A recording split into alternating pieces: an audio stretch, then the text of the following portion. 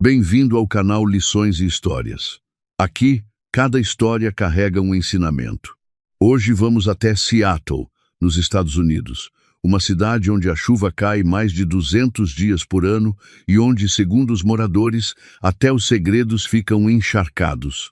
Vamos acompanhar Jonathan Pierce, 62 anos, um empresário bem-sucedido que perdeu a filha 6 meses antes e não sabia que a resposta estava escondida a poucos metros de distância no escritório da própria esposa.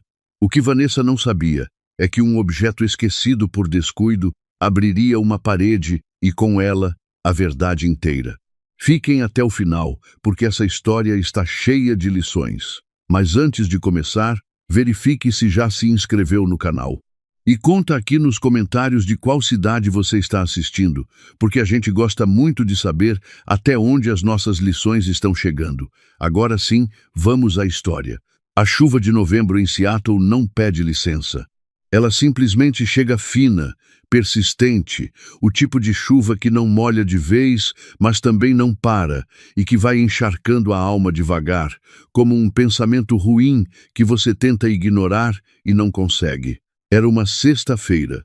Jonathan Pierce, 62 anos, conduzia seu carro pelas ruas do centro com o limpador de para-brisa batendo uma cadência monótona que combinava demais com o que ele sentia por dentro.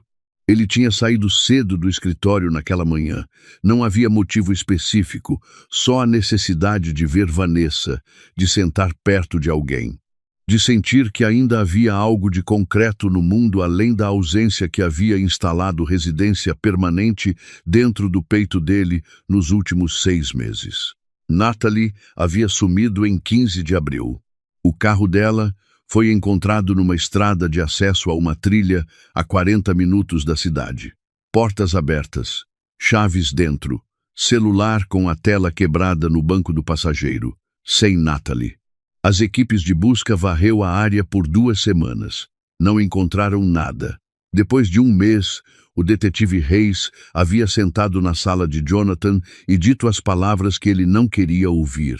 Senhor Pierce, neste momento, precisamos considerar a possibilidade de que Natalie não vai voltar. Jonathan havia parado de ouvir depois disso. 6 meses e 17 dias. Era isso que estava dentro do peito dele enquanto o carro subia pelo estacionamento subterrâneo do Columbia Center, o arranha-céu de 76 andares de vidro e aço onde a Pierce Development Corporation ocupava o 28º andar. Havia 18 anos, uma empresa que ele havia construído do zero com Jennifer. Agora parecia que ele caminhava pelo sonho de outra pessoa. O elevador abriu no 28º andar. A recepção tinha madeira escura e elegância contida escolha de Jennifer, anos atrás. Amanda Clark levantou os olhos da mesa curva quando viu entrar, e o sorriso profissional hesitou por uma fração de segundo. Só uma fração. Mas Jonathan notou. Todo mundo fazia aquilo. Olhavam para ele como se ele fosse de vidro. Amanda era particularmente habilidosa nisso.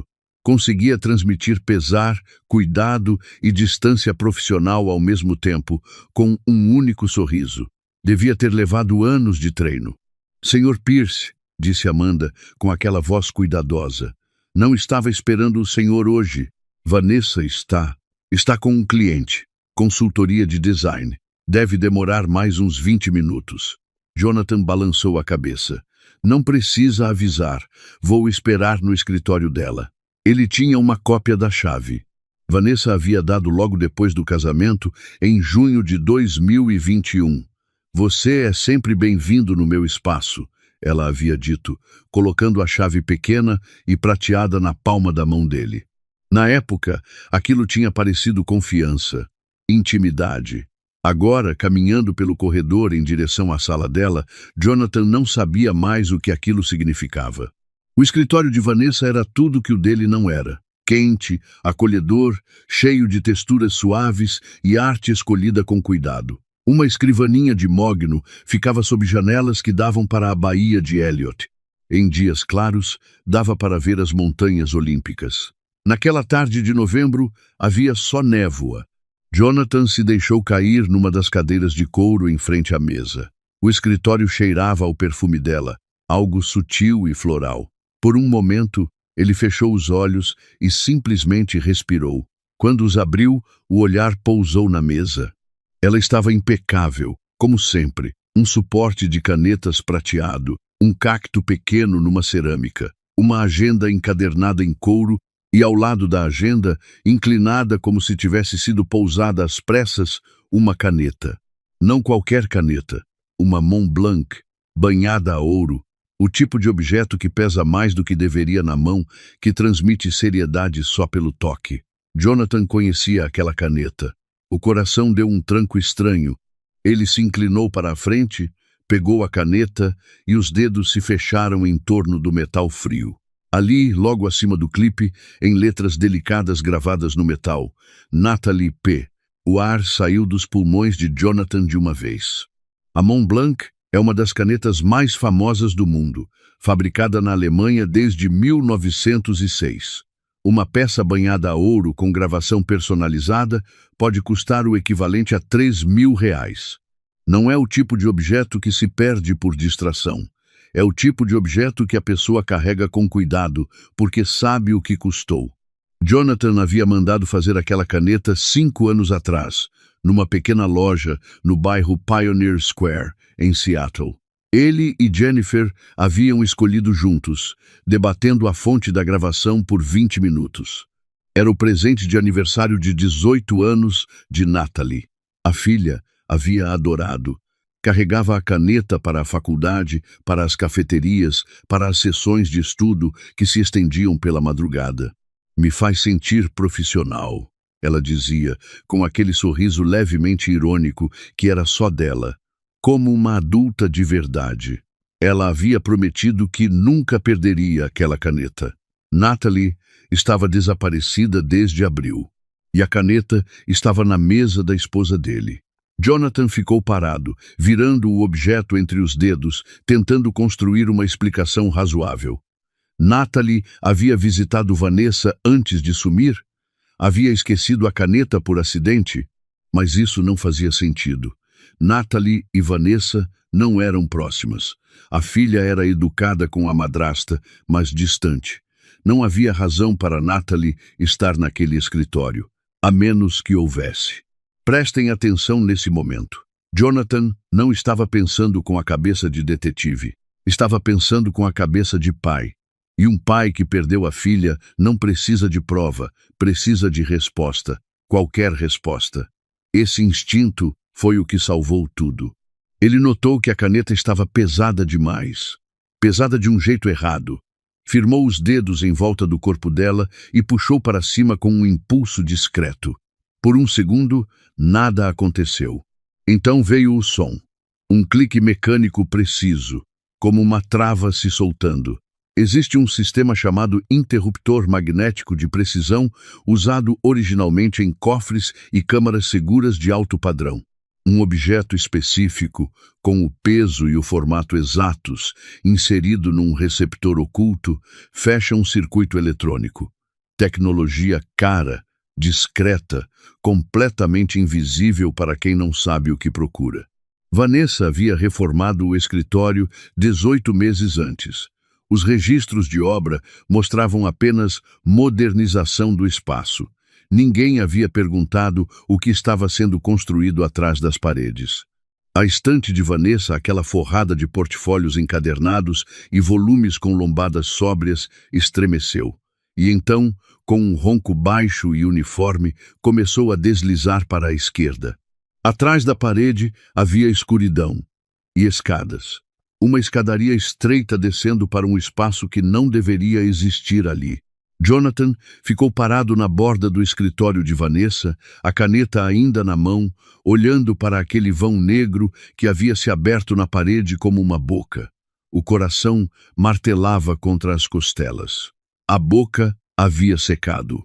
Em algum ponto do corredor lá fora, ele ouviu o chime abafado de um elevador chegando ao andar, vozes ao longe. Ele deveria ter chamado alguém. Deveria ter recuado, encontrado Amanda, feito perguntas. Mas não foi o que aconteceu. Jonathan Pierce deu um passo para dentro da escuridão.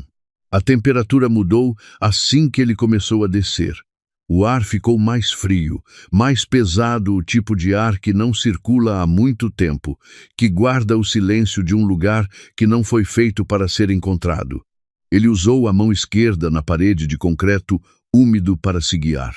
Os degraus eram estreitos e íngremes, o tipo que não foi construído para uso frequente. Ele os contou sem querer. 10, 20, 30, 40. No final da escada, a escuridão não era total. Um painel de LED no teto jogava uma luz clínica e pálida sobre o que havia abaixo. Jonathan levou alguns segundos para entender o que estava vendo. Um cômodo de aproximadamente 4 metros por 5. As paredes cobertas por painéis de espuma densa e isolamento acústico, compreendeu ele, com um enjoo que subiu do estômago. Num canto, uma cama de solteiro com colchão fino e cobertor cinza.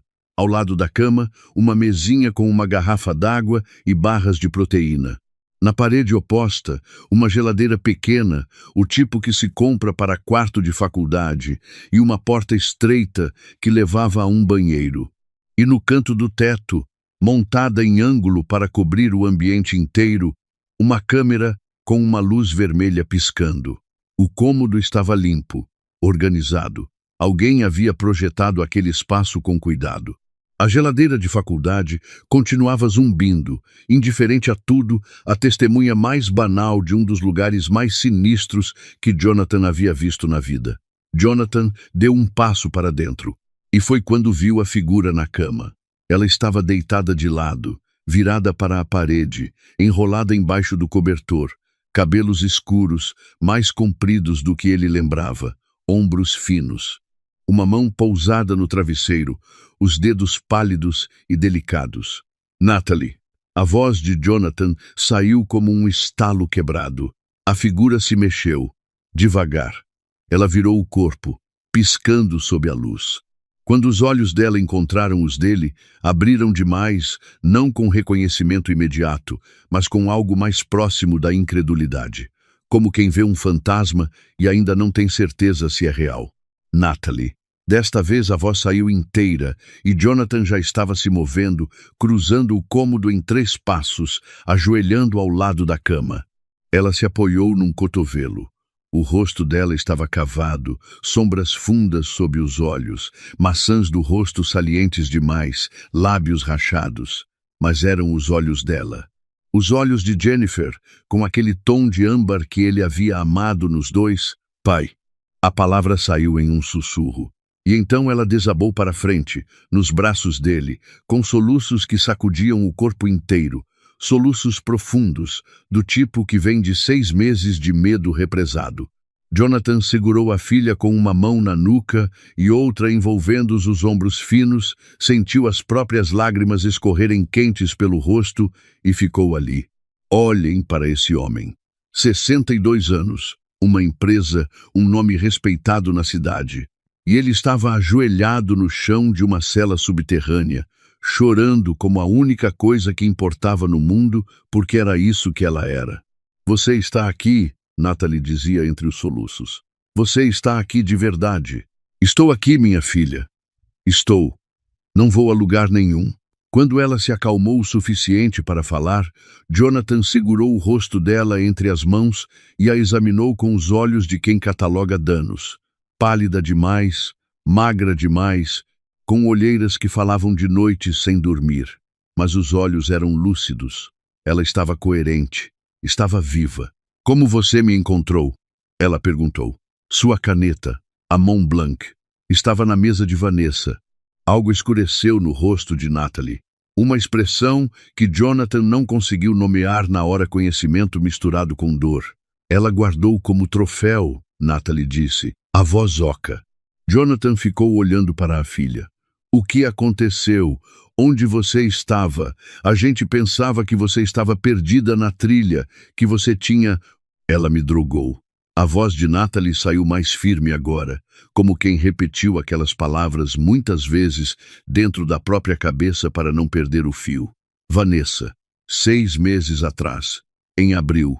Ela me ligou e pediu para eu vir ao escritório depois do expediente. Disse que queria conversar mulher a mulher, que queria construir uma relação. Jonathan sentiu a mandíbula apertar. Eu não queria vir, Natalie continuou, mas pensei que talvez eu estivesse sendo injusta, que talvez eu devia tentar. Ela deixou escapar um riso amargo, pequeno. Ela abriu uma garrafa de vinho. A gente ficou conversando uns 10 minutos. Aí, eu comecei a me sentir estranha, tonta. Ela disse que eu estava pálida, que eu precisava sentar. Eu sentei na cadeira dela. Pausa. E aí, eu acordei aqui. O silêncio que se seguiu foi total. Lá em cima, o mundo continuava, elevadores subindo, reuniões acontecendo, Amanda atendendo chamadas com voz profissional. E 40 degraus abaixo, uma menina havia passado 6 meses dentro de um cômodo que não tinha janela. Ela vem uma vez por semana, Natalie disse. Traz comida, água, fica um pouco. Me conta como você está. A voz dela tremeu ligeiramente. Me dizia que ninguém ia me encontrar, que a polícia ia acabar concluindo que eu estava desaparecida, que eventualmente, ela engoliu seco, que eventualmente não ia mais importar.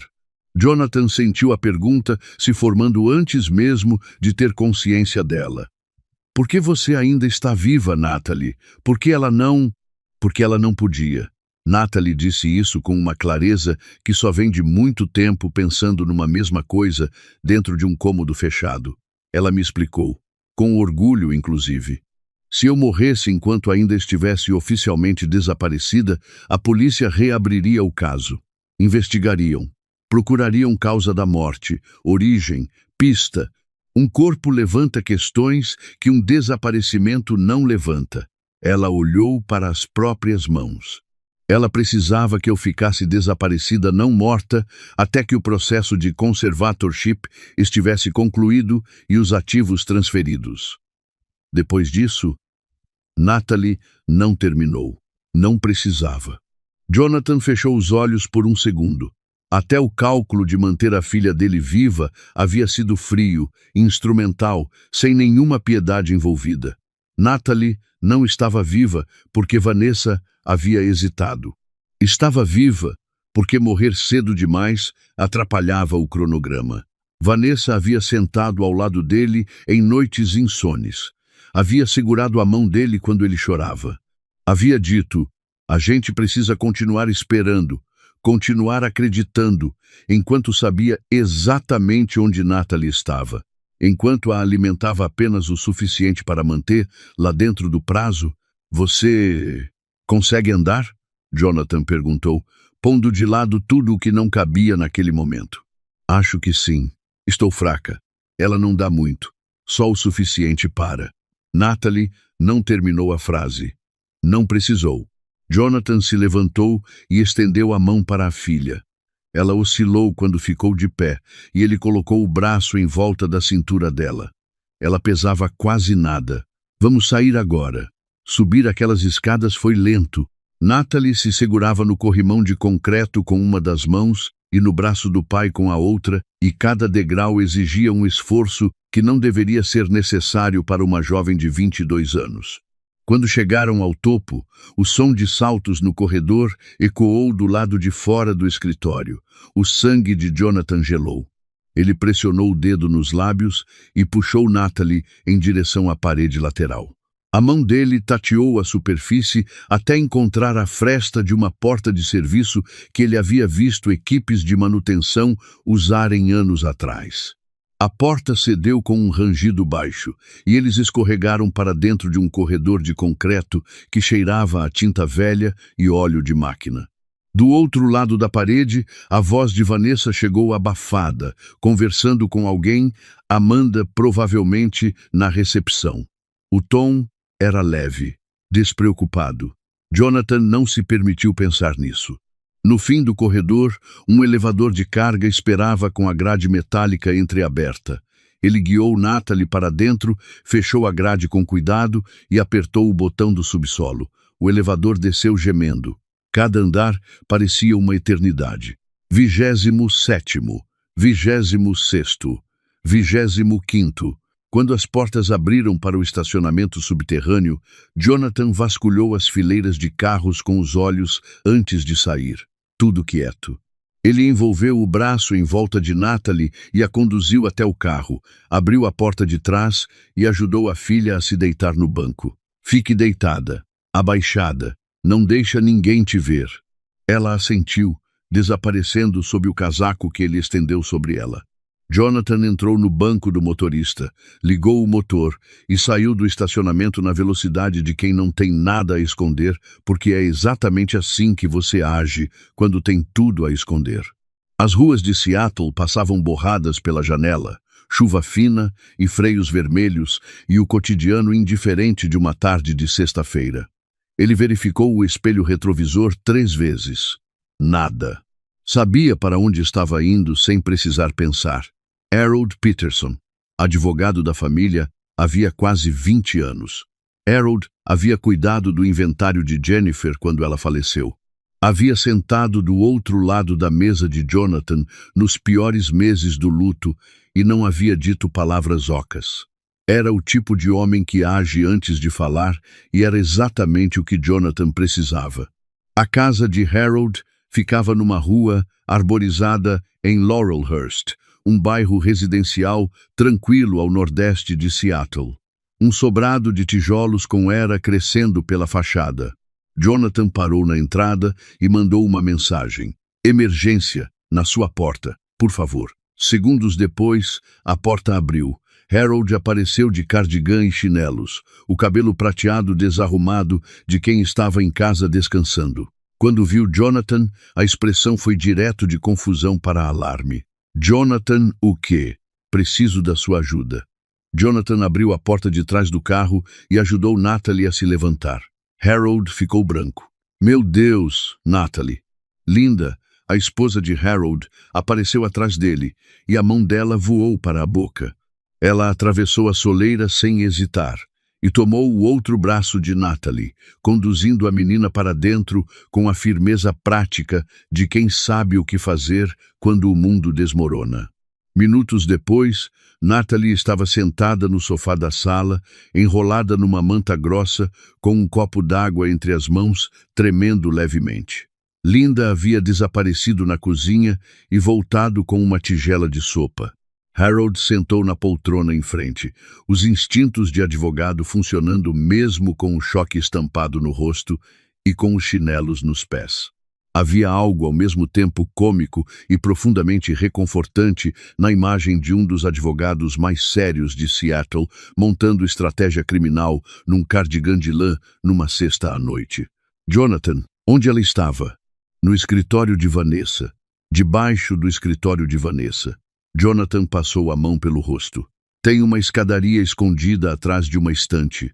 Uma câmara oculta construída entre os andares. Paredes com isolamento acústico. Uma câmera gravando. Harold ficou imóvel. Ela esteve lá 6 meses, disse Natalie, com a voz mais firme do que parecia possível para alguém naquele estado. Desde abril. Vanessa me drogou e me colocou lá. Harold se recostou na cadeira e soltou o ar devagar. Isso é sequestro, ele disse. Cárcere privado. Você entende isso, Jonathan? Vanessa manteve sua filha em cativeiro por 6 meses. Eu sei. Precisamos ligar para a polícia agora. Quanto mais tempo? Não. A palavra de Jonathan saiu mais afiada do que ele pretendia. Se ligarmos agora, Vanessa vai saber no momento em que os policiais aparecerem no Columbia Center. Ela vai destruir o cômodo, apagar as gravações da câmera, sumir com qualquer evidência antes que um mandado seja expedido. Quando os investigadores chegarem, não vai ter nada para encontrar. Harold abriu a boca, fechou, olhou para Natalie. Nos Estados Unidos, para prender alguém e garantir que a prisão se sustente no tribunal, os promotores precisam de um nível de evidência muito específico. Uma acusação sem provas materiais pode ser destruída por um bom advogado de defesa em questão de semanas. Não basta ter razão, é preciso ter prova. Então, o que você quer fazer? Harold perguntou por fim. Jonathan ficou olhando para a filha, para as sombras debaixo dos olhos dela, para os ossos do punho dela, visíveis demais. Preciso de tempo para reunir provas, para entender exatamente o que Vanessa fez e por quê e quem mais está envolvido. Depois, eu vou às autoridades com algo que elas não podem ignorar. Harold ficou em silêncio por um longo momento. Então se levantou, foi até a escrivaninha no canto da sala, abriu uma gaveta e voltou com um cartão. Era de papel cartão cor de marfim, impresso com letras sóbrias. Sharon Mitchell, investigadora particular, ex-agente especial do Departamento Federal de Investigação. Sharon trabalhou em casos de fraude corporativa no escritório federal por 15 anos, Harold disse. Ela sabe construir uma prova que aguenta tribunal. Se alguém consegue fazer isso do jeito certo, é ela. Jonathan olhou para o cartão. Depois, olhou para a filha. Ela fica aqui, disse. Natalie não sai daqui. Ninguém pode saber que ela está com você. Harold assentiu. Jonathan tirou o celular e discou o número. 3 chamadas. Uma voz atendeu calma, profissional. O tipo de voz que não sobe de tom. Mitchell, Investigações. Senhora Mitchell, meu nome é Jonathan Pierce. Harold Peterson me deu o seu número. Preciso de ajuda com um assunto delicado. Uma pausa breve. Harold é um bom homem. Que tipo de assunto? Prefiro explicar pessoalmente. O senhor pode se encontrar comigo hoje à noite? Tenho um café perto do Pike Place Market, esquina da 1ª com a Pine, às 20 horas. E senhor Pierce? A voz dela ficou um grau mais firme. Venha sozinho. Se o assunto é tão delicado quanto parece, não precisamos de plateia. A ligação caiu. Jonathan colocou o telefone no bolso, foi até o sofá e ficou de joelhos na frente da filha. Natalie o olhava com aqueles olhos que tinham visto 6 meses de paredes de concreto e luz artificial. Eu vou ter que voltar para casa, disse Jonathan. Fazer de conta que nada aconteceu. Você consegue ficar aqui com Harold e Linda? Natalie assentiu. Então colocou a mão sobre a mão do pai. Ela vai perguntar onde você estava. Eu sei. E você vai mentir para ela. Sim. Natalie respirou fundo. Você nunca foi bom em mentir, pai. Jonathan se levantou, beijou a testa da filha e caminhou para a porta. Vou aprender. No carro, antes de ligar o motor, o celular vibrou. O nome de Vanessa iluminou a tela. Jonathan ficou olhando para aquelas letras por 3 segundos. Depois atendeu. Oi, amor. Onde você está? A voz de Vanessa era leve, quase musical. Tentei te ligar mais cedo e você não atendeu. Estava começando a me preocupar. Desculpa. Fiquei em reuniões o dia inteiro. Revisão de orçamento com Vincent Caldwell. Projeções para o 4º trimestre. A mentira saiu limpa, sem hesitação. Jonathan ficou surpreso consigo mesmo. Ah, que trabalheira! Ela riu, aquele riso familiar que ele havia amado. Agora era como ouvir uma gravação de algo que nunca havia sido real. Corre para casa. Estou fazendo frango com alecrim e batatas assadas. Perfeito. Chego em pouco tempo. Ele desligou. Ficou parado na entrada de Harold com as mãos no volante, sentindo o coração pulsar com uma força irregular.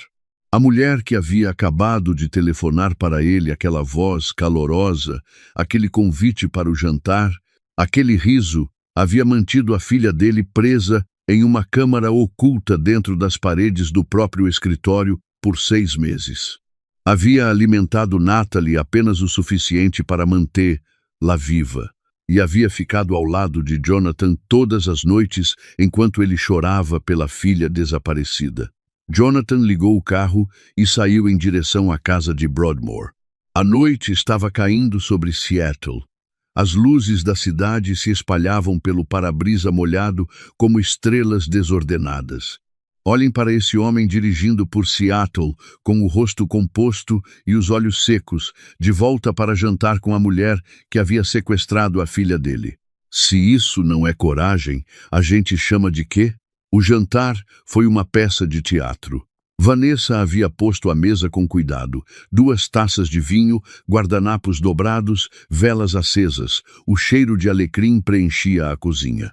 Ela beijou Jonathan na chegada, as mãos quentes no peito dele, e avaliou o rosto do marido com aquele olhar de preocupação conjugal que Jonathan agora via como o que era, o olhar de quem está monitorando.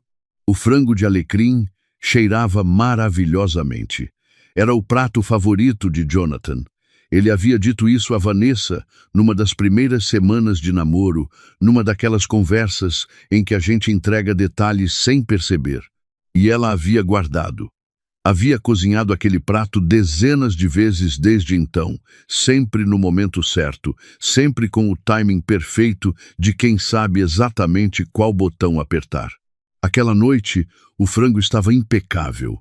Era o tipo de detalhe que, se você não soubesse o resto da história, pareceria amor.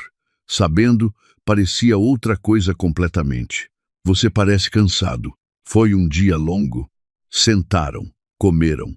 Vanessa falou sobre uma reunião com um cliente, amostras de tecido, uma conferência de design em Portland no mês seguinte. Jonathan perguntou as coisas certas, sorriu nos momentos certos e bebeu só um gole do vinho que ela havia servido. Enquanto ela falava, ele via Natalie, os ombros finos, as mãos trêmulas em volta do copo d'água, os olhos que tinham aprendido a não confiar no barulho de passos na escada. Às 7h30, Jonathan empurrou o prato para o lado. Quase esqueci, tenho uma reunião com Harold mais tarde. Documentação do fundo fiduciário de Jennifer. O aniversário de morte dela está chegando e há umas coisas para finalizar. A expressão de Vanessa suavizou. Ela alcançou a mão dele por cima da mesa. Eu sei que é difícil para você essa época do ano. Jonathan apertou a mão dela de volta e sorriu. Não vou demorar. Ela o acompanhou até a porta, deu um beijo de despedida, disse, dirige com cuidado. Jonathan acenou da entrada, dobrou a esquina e só soltou o ar quando as luzes da casa desapareceram no espelho retrovisor. 20 minutos depois, ele estacionava perto do Pike Place Market. O Pike Place é o mercado público mais antigo dos Estados Unidos, ainda em funcionamento, aberto desde 1907. Um lugar onde se compra peixe fresco, flores, especiarias e café, mas também um dos pontos mais movimentados de Seattle, onde turistas e moradores se misturam sob uma estrutura de ferro e madeira que resistiu a um século de chuva e mudança. À noite, o movimento cai. E o entorno se torna mais quieto, mais honesto. O café ficava entre uma livraria e uma floricultura fechada, pequeno, discreto, iluminado por lâmpadas quentes. Através do vidro, Jonathan viu uma mulher sentada sozinha numa mesa de canto. Na faixa dos 40 anos, cabelo escuro preso, olhos que já estavam avaliando a entrada quando ele empurrou a porta. Sharon Mitchell. Ela não se levantou. Só fez um gesto seco com a cabeça, indicando a cadeira em frente. Sr. Pierce. E, Senhora Mitchell, me conte tudo. E Jonathan contou. Sharon não interrompeu uma vez. Sentada com um caderno de couro aberto na frente, ela escrevia em traços rápidos e precisos enquanto ouvia a caneta de Natalie, a parede que se abriu, a escadaria, o cômodo com paredes de isolamento acústico, a câmera piscando vermelho no canto, a filha que havia passado 6 meses naquele espaço, a fuga pelo corredor de serviço, a conversa com Natalie, o nome que havia surgido no final, Stephen Barrett, sócio de 18 anos. Quando Jonathan terminou, Sharon fechou o caderno e ficou olhando para ele por um momento. Preciso fazer algumas perguntas. Podem parecer intrusivas. Pode fazer. Quando vocês se casaram? Junho de 2021. Quando se conheceram? Maio de 2020. Numa noite de arrecadação de fundos para a Fundação das Artes de Seattle, ela representava um escritório de design de interiores chamado Sterling & Associates. A gente conversou sobre arquitetura, filosofia, estética. Jonathan fez uma pausa. Ela era inteligente. Entendia meu trabalho de um jeito que a maioria das pessoas não entende. Sharon anotou algo. O que você sabe sobre a vida de Vanessa antes de Seattle? Jonathan abriu a boca. E então parou. O que ele sabia? Ela cresceu em San Diego, fez faculdade de design em algum lugar no sudoeste dos Estados Unidos. Mudou para Seattle em 2019 para abrir o escritório. Família? Os pais faleceram, sem irmãos. Amigos de antes de Seattle? Alguns, mas ninguém próximo. Ela dizia que estava focada em construir o negócio. Você já foi ao escritório da Sterling and Associates? Jonathan sentiu o estômago apertar. Não. Ela sempre atendia clientes no local ou trabalhava de casa. Dizia que era mais pessoal assim. Sharon fechou o caderno pela segunda vez e ficou olhando para Jonathan com algo que poderia ser chamado de compaixão, se ela fosse do tipo que demonstra compaixão abertamente. Sr. Pierce, o senhor não sabe quase nada sobre a sua esposa. As palavras caíram devagar, como pedras num poço. Ela estava certa. Jonathan havia se casado com uma mulher cuja infância ele não conseguia verificar, cuja formação acadêmica ele não havia checado, cujos amigos ele nunca havia conhecido, cujo escritório ele nunca havia visitado. Havia aceitado cada detalhe como dado porque Vanessa os oferecia com naturalidade e porque ele havia querido tanto acreditar que havia voltado a encontrar algo real, que havia deixado de fazer as perguntas que qualquer pessoa deveria fazer. E entre nós, um homem que dirigia uma empresa de 76 andares, que avaliava contratos de milhões de dólares, que verificava antecedentes de fornecedores antes de assinar qualquer coisa. Esse mesmo homem não havia pedido nem o nome da faculdade da mulher com quem se casou. O luto faz isso. Pega a inteligência que a pessoa tem e a guarda numa gaveta que ninguém consegue abrir por um tempo. Quantas vezes a gente constrói a história que quer ouvir antes mesmo que o outro abra a boca? Jonathan não estava ingênuo porque era tolo. Estava ingênuo porque estava de luto, e o luto tem um jeito de apagar o senso crítico de pessoas inteligentes. Sharon abriu o notebook na mesa. Vou começar por aqui. Ela digitou rapidamente e girou a tela. Um site. Sterling and Associates Interior Design. Imagens de ambientes sofisticados, depoimentos de clientes, portfólio de projetos de alto padrão. Tudo elegante, tudo convincente. Parece real, Jonathan disse. Parece. Sharon clicou em outra aba. O domínio sterlingassociates.com foi registrado em 15 de março de 2020, 2 meses antes da noite em que vocês se conheceram no evento de arrecadação de fundos. Ela clicou de novo. Endereço físico do escritório. Não existe. O número de telefone vai para uma caixa postal genérica. Os nomes nos depoimentos não correspondem a nenhuma pessoa real na área de Seattle. Ela abriu uma terceira aba. Fiz uma pesquisa reversa de imagens nas fotos do portfólio. Metade são imagens de banco de dados compradas de revistas de design. Jonathan ficou olhando para a tela. Sr. Pierce, a voz de Sharon era firme, mas não fria. Acho que sua esposa não é designer de interiores. Acho que a Sterling and Associates nunca existiu como empresa real. O site foi construído para criar uma identidade para alguém que precisava de uma. O café em volta deles continuava com seu movimento tranquilo de sexta à noite. 2 pessoas numa mesa próxima riam de algo no celular. O barista chamou um nome para retirar um pedido. O mundo ordinário continuando enquanto o de Jonathan desmoronava. Quem é ela? Ele perguntou. Sharon fechou o notebook e olhou para ele diretamente. Isso é o que vamos descobrir. Ela tirou uma maleta preta pequena da bolsa e colocou sobre a mesa. Dentro havia o que pareciam ser objetos completamente comuns. Uma caneta, um carregador de celular, um relógio de parede. Equipamento de vigilância, ela explicou.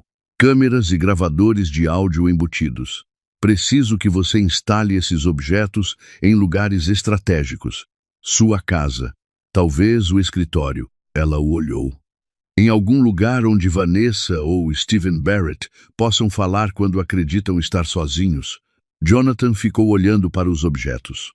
A ideia de transformar a própria casa num aparato de espionagem, o quarto, a cozinha, os lugares onde ele e Vanessa haviam dividido cafés da manhã e jantares, causava uma repulsa física difícil de nomear. Então ele pensou em Natalie, 40 degraus abaixo de um escritório, comendo barras de proteína e contando os dias. Eu faço.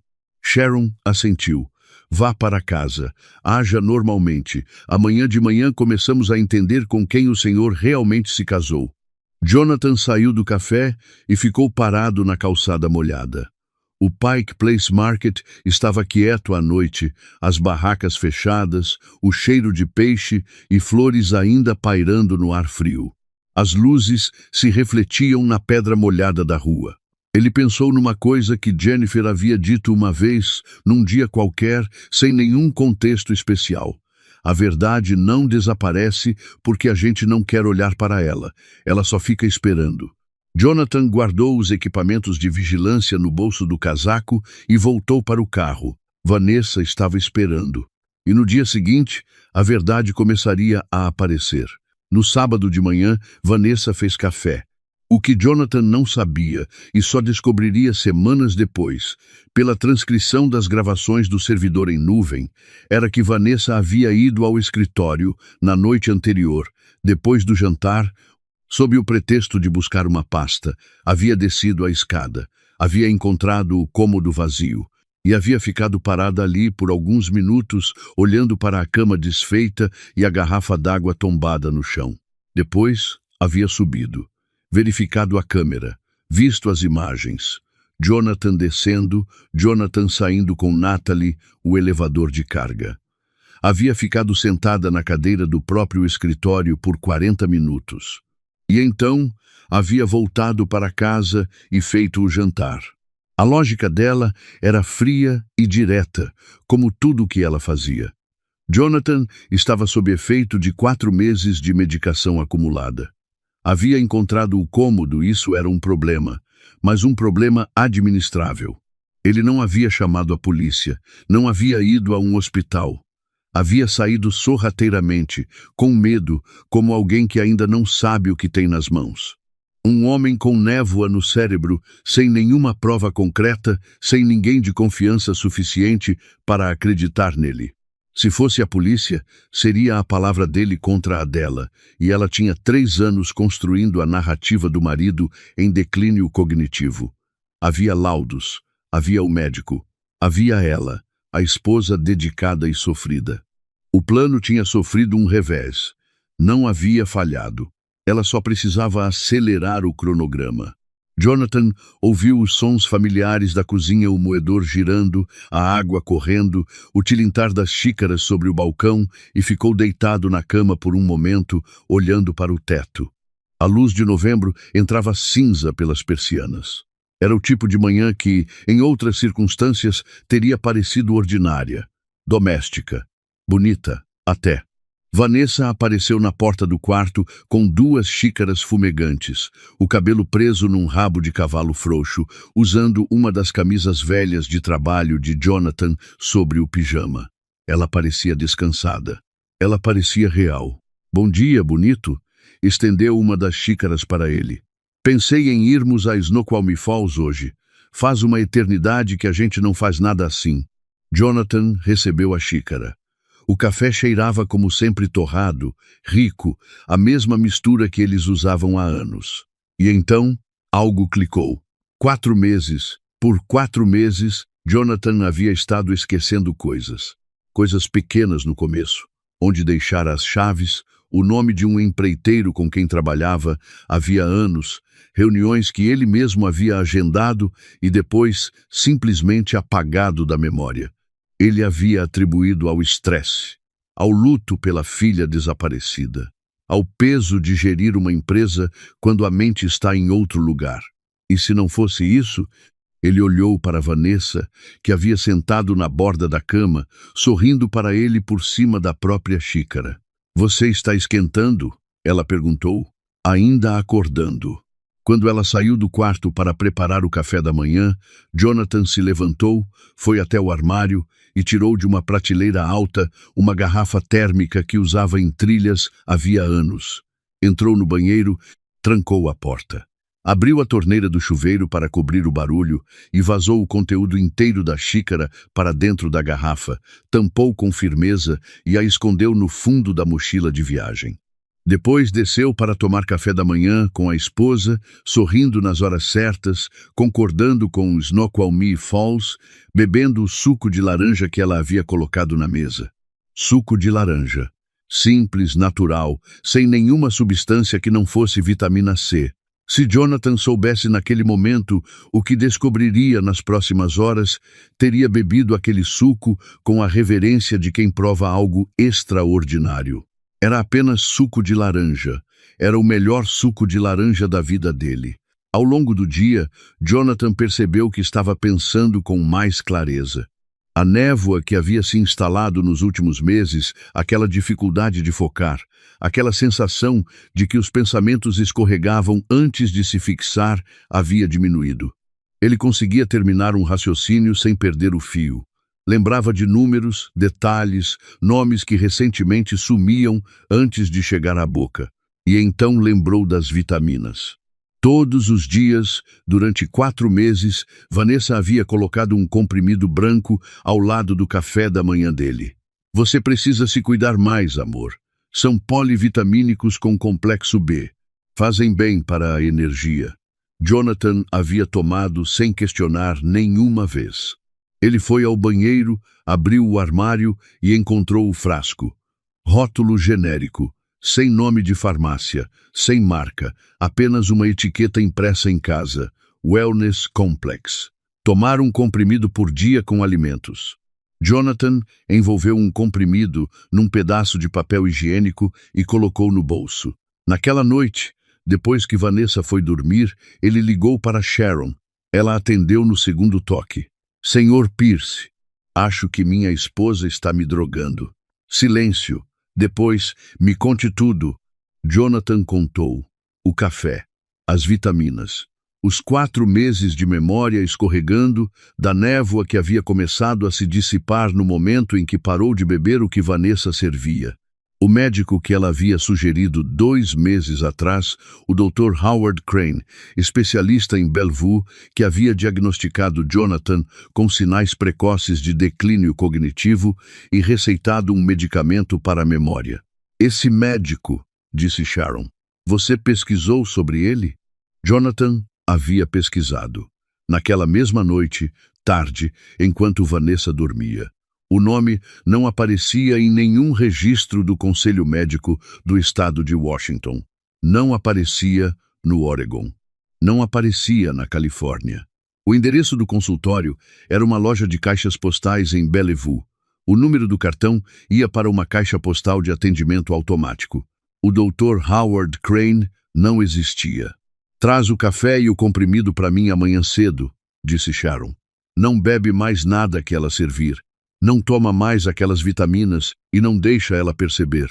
Jonathan desligou e ficou sentado na sala escura, o único som sendo a chuva contra as janelas e, de vez em quando, os passos suaves de Vanessa virando na cama lá em cima. Ela não estava apenas guardando sua filha em cativeiro, estava destruindo sua mente, tijolo por tijolo, de forma sistemática e paciente. E ele havia deixado isso acontecer por 4 meses, porque havia querido tanto acreditar que tinha encontrado algo real que não havia questionado nada. Segunda-feira de manhã, Sharon ligou às 9h30. Precisamos nos encontrar agora. A voz dela tinha uma tensão nova, controlada, mas presente. Tem um restaurante em Redmond, esquina da Leary Way com a 85ª. 1 hora. Jonathan estava no escritório fingindo revisar relatórios de orçamento. Disse à assistente que tinha uma reunião fora e saiu. O restaurante era pequeno e sem graça, encaixado entre um banco e uma loja de ferragens. Sharon já estava numa mesa do fundo quando ele chegou. Ela não havia dormido. Dava para ver pelo jeito que os arquivos estavam espalhados pela mesa como quem trabalhou a noite inteira. O café e o comprimido foram testados esta manhã em um laboratório de confiança. Ela deslizou um relatório impresso pelo tampo da mesa. Jonathan olhou para as colunas de compostos químicos e abreviações que não significavam nada para ele. O café continha duas substâncias, Sharon disse. Donepezila e lorazepam. Doses altas dos dois. O que são? Donepezila é usada para tratar Alzheimer. Em pacientes que realmente têm a doença, ela ajuda a preservar funções cognitivas. Num adulto saudável, combinada com lorazepam, que é um sedativo, causa confusão, desorientação e perda de memória progressiva. Sharon apontou para o segundo relatório. O comprimido continha zolpidem, um indutor de sono sob prescrição misturado com um antidepressivo em dose baixa que potencializa a sonolência e a névoa mental. Jonathan ficou olhando para os papéis. No Brasil, lorazepam e zolpidem são considerados medicamentos controlados, vendidos apenas com receita especial de retenção. Administrar essas substâncias em alguém sem o conhecimento dessa pessoa é crime. Nos Estados Unidos, o enquadramento é o mesmo. Envenenamento intencional, com pena que pode chegar a 20 anos, dependendo das circunstâncias. Em alguns meses, disse Sharon, você apresentaria sintomas graves o suficiente para que alguém pudesse argumentar que você não estava mais em condições de gerir sua própria vida. Jonathan sentiu o chão inclinar por baixo dos pés. Sharon abriu uma pasta. Tem mais! Ela colocou uma fotografia sobre a mesa, a xícara que Jonathan havia trazido na garrafa térmica. Tirei impressões digitais. Rodei pelo banco de dados que tenho acesso. Ela virou o notebook para Jonathan. Vanessa Sterling não existe em nenhum registro oficial antes de 2020. Sem certidão de nascimento, sem histórico de carteira de motorista, sem declaração de imposto de renda, nada. Jonathan ficou imóvel. Mas as impressões bateram com outra pessoa. Sharon abriu uma nova aba. Uma carteira de motorista de Nevada apareceu na tela. A mulher na foto era mais jovem, o cabelo de outra cor e corte diferente. Mas o rosto era inconfundível. Victoria Brooks. Viveu em Las Vegas de 2012 a 2015. Em 2013, casou-se com um homem chamado James Brooks, 62 anos. Investidor imobiliário aposentado, patrimônio confortável. Sharon não desviou o olhar de Jonathan enquanto falava. James Brooks faleceu em junho de 2015. Causa oficial: acidente vascular cerebral. Victoria herdou $720 mil. A polícia local abriu inquérito após pressão da família. Não encontrou evidências. Caso encerrado. Jonathan não conseguia falar. Sharon abriu outro arquivo. As mesmas impressões digitais também correspondem a esta mulher. Outra carteira de motorista. Outro nome, outro estado, o mesmo rosto, Vivian Harlow. Phoenix, Arizona, 2016 a 2019. Casou-se com Patrick Morrison em 2017. 58 anos, dono de uma construtora de médio porte. Pausa. Patrick Morrison faleceu em agosto de 2019. Caiu pela escada de casa. Laudo do legista. Acidente doméstico. Vivian herdou $1.100.000. O silêncio entre eles tinha peso físico. Sharon colocou 3 fotos lado a lado na mesa. James Brooks, Patrick Morrison e uma foto de Jonathan tirada do site da Pierce Development. Marido número 3. Jonathan olhou para os 2 homens nas fotos. Eles pareciam felizes, pareciam pessoas que haviam acreditado em algo, que haviam aberto a porta de casa para alguém e não percebido o que havia entrado junto. Isso tem nome em criminologia, disse Sharon. Viúva negra. Mulheres que constroem relacionamentos com homens de patrimônio, casam e depois providenciam a morte do cônjuge para herdar. O padrão é preciso. Identidade nova a cada vítima, empresa fictícia para construir credibilidade. Tempo de relacionamento suficiente para criar confiança real. Ela olhou para Jonathan. E ela é boa nisso. Boa o suficiente para ter feito 2 vezes antes de você e nunca ter sido presa. Para entender a escala do que estava em jogo, a empresa de Jonathan, a casa em Broadmoor, os investimentos, os ativos da Pierce Development, somados, o patrimônio chegava a 52 milhões de dólares. Com a adição de um seguro de vida que Sharon havia encontrado, 10 milhões de dólares, assinatura de Jonathan forjada, a pólice datada de agosto de 2023, Vanessa estaria saindo com 62 milhões. 62 milhões de dólares. A vida inteira de um homem sendo embalada para outra pessoa levar. Stephen Barrett recebia 30%, disse Sharon, empurrando um extrato bancário. 50 mil dólares pagos para uma conta registrada em nome de Victoria Brooks, em setembro do ano passado, 4 meses antes de Natalie desaparecer. Guardem esse detalhe. Stephen não estava agindo por impulso. Estava num acordo com prazo, com percentual, com cronograma. Isso é frieza, isso é planejamento. A raiva de 15 anos havia virado planilha. Jonathan ficou olhando para os documentos até que as palavras começaram a perder forma. Precisamos chamar o Departamento Federal de Investigação, Sharon disse. Isso está além do que uma investigadora particular consegue manejar sozinha. E tem material suficiente para eles agirem. Jonathan assentiu, ainda olhando para os 3 retratos alinhados na mesa. Na sexta-feira seguinte, ele entrou no edifício do Escritório Federal do Departamento de Investigação no centro de Seattle. Concreto e vidro anônimos, o tipo de construção projetada para transmitir uma única mensagem. Aqui não é lugar para conversa informal. Até as plantas na entrada pareciam ter passado por triagem de segurança. Sharon estava esperando no saguão. Harold chegou minutos depois com a pasta dele. 8º andar. Sala de reuniões. Uma mulher os aguardava de pé, no final da faixa dos 30 anos, cabelo escuro preso, olhos que avaliaram Jonathan no segundo em que ele cruzou a porta. Sr. Pierce. Sou a agente especial Michelle Barnes, da Divisão de Crimes Corporativos. Sente-se, por favor. Ela não perdeu tempo. Sharon me passou o material. Analisei as evidências. O que o senhor está enfrentando é grave, e o senhor não é o primeiro. Ela abriu uma pasta.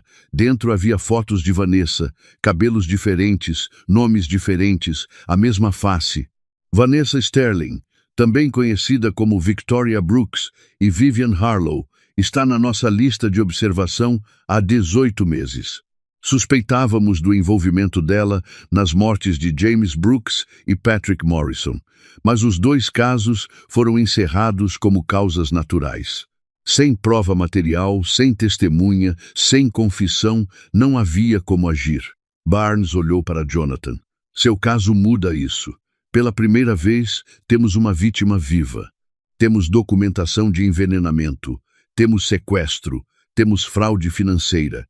Temos uma chance de parar, lá antes que ela termine o que começou. O que precisam de mim? Perguntou Jonathan. Que o senhor continue o papel que já está desempenhando. Barnes falou com precisão cirúrgica. Nada muda. O senhor vai ao trabalho. Tem o jantar com Vanessa. Esquece coisas. Fica confuso. Age exatamente como alguém cujas funções cognitivas estão em declínio. E nós equipamos o senhor para capturar confissões. Ela colocou um objeto sobre a mesa. Parecia uma caneta comum. Gravador de áudio embutido. Alcance de 15 metros. Mantenha no bolso da camisa. Captamos tudo remotamente. Harold se inclinou para a frente. Tem algo mais que o Jonathan precisa saber, Michelle. A questão do inventário de Jennifer. Jonathan olhou para o amigo. Jennifer estruturou o patrimônio dela com muito cuidado, disse Harold. Ela amava Jonathan, mas queria proteger Natalie. Existe uma cláusula no fundo fiduciário. Se Natalie falecer antes dos 25 anos, sem deixar filhos, o patrimônio não passa automaticamente para Jonathan. Vai para um fundo protegido. Jonathan pode administrá-lo e retirar rendimentos, mas não pode vender os ativos principais nem transferi-los para terceiros, incluindo o cônjuge. Mas, disse Barnes, antecipando a conclusão, Mas, se Jonathan for declarado legalmente incapaz de gerir seus próprios interesses, o que é chamado aqui de conservatorship, o tribunal pode nomear um responsável legal. Nesse caso, Vanessa. E a conservadora pode pedir ao juiz autorização para liquidar ativos, argumentando que são necessários para cobrir custos de tratamento médico.